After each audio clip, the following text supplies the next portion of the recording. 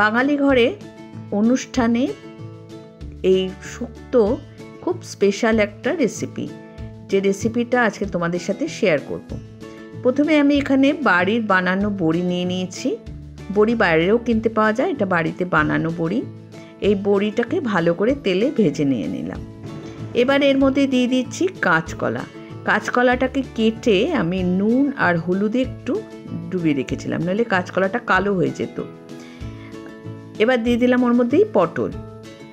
এগুলো আলাদা আলাদা ভাজতে পারো বা একসাথে করে নিয়েও ভাজতে পারো। আমি একসাথে করে ভেজে নিচ্ছি যাতে তেলটা কম লাগে। দিয়ে দিলাম লাল আলু, যেটাকে বলি রাঙা আলু। তারপর দিয়ে দিলাম পেঁপে।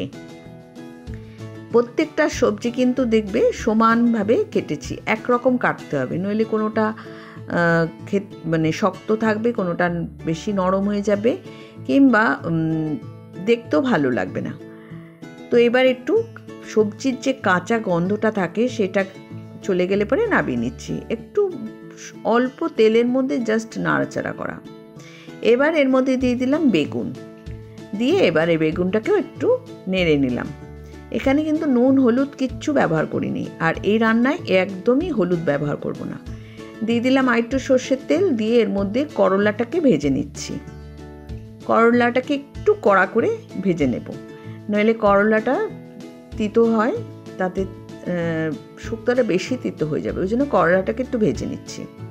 করলাটা একটু ভালো করে ভাজা হয়ে গেলে পরে সজনে ডাঁটাটা দিয়ে দিলাম। সজনে ডাঁটাটা দিয়ে বেশি ভাজবে না, জাস্ট একটু নাড়িয়ে নামিয়ে নেব। এইভাবে সবজিগুলো একটু একসাথে ভাজলে পরে তেলটা একটু কম লাগে। এইভাবে ভেজে নিলাম। প্রত্যেকটা সবজি কিন্তু ভেজে নিতে হবে, তাহলে সবজির যে একটা কাঁচা গন্ধ থাকে সেটা বেরিয়ে যাবে। এর মধ্যে একটু ঘি দিয়ে দিলাম। দিয়ে এর মধ্যে দিয়ে দিলাম তেজপাতা।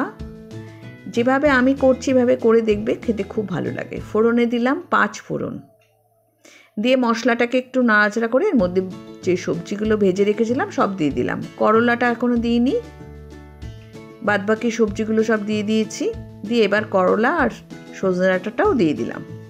দিয়ে ভালো করে নেড়ে নিতে হবে। সবজিগুলো ভাজার সময় কিছুটা নরম তো হয়েই গেছে, 50% আর 50% কাঁচা রয়েছে। এবার দিয়ে দিলাম আদা বাটা। আদাটা খুব ভালো করে থেতো করে দিয়েছি। আর দিয়ে দিলাম স্বাদ মতো নুন। দিয়ে এবার ভালো করে মিশিয়ে দেব। আমার চ্যানেলে রান্নাগুলো ভালো লাগলে অতি অবশ্য লাইক শেয়ার সাবস্ক্রাইব করো। যারা সাবস্ক্রাইব করোনি এক্ষুনি করে নাও, সাবস্ক্রাইব করতে কোনো পয়সা লাগে না। এবার এর মধ্যে দিয়ে দিলাম একটু পোস্ত বাটা। 2 চামচ পোস্তকে ভালো করে মিহি করে বেটে নিয়েছিলাম, সেই পোস্ত বাটাটা দিয়ে দিলাম। এই রান্নাতে কাঁচা লঙ্কা আর হলুদ পড়বেই না। এবার দিয়ে দিলাম 1 বাটি দুধ। ছোট বাটির 1 বাটি দুধ দিলাম, ওই বাটিরই মাপে 2 বাটি জল দিলাম। যতটা দুধ দিলাম তার ডবল জল দিলাম। দিয়ে এবার এটাকে সেদ্ধ করতে দেবো। যেটুকুনি সেদ্ধ বাকি আছে সেটা সেদ্ধ করতে দিচ্ছি। আর বড়িটা এর মধ্যে দিয়ে দিলাম। বড়িটাও একটু নরম হয়ে যাবে। একটা ফ্রাই প্যানের মধ্যে আমি 5 ফোড়ন নিয়ে নিলাম। নিয়ে 5 ফোড়নটাকে একটু হালকা ভেজে এটাকে ঠান্ডা করে গুঁড়ো করে নেব। তরকারিটা হয়ে গেছে। এবার এর মধ্যে দিয়ে দিচ্ছি একটু চিনি।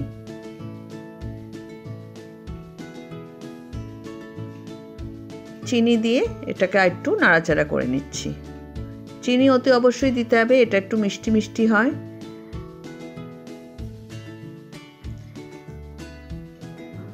চেক করে নিচ্ছি যে আলু পেঁপেগুলো সেদ্ধ হয়ে গেছে কিনা।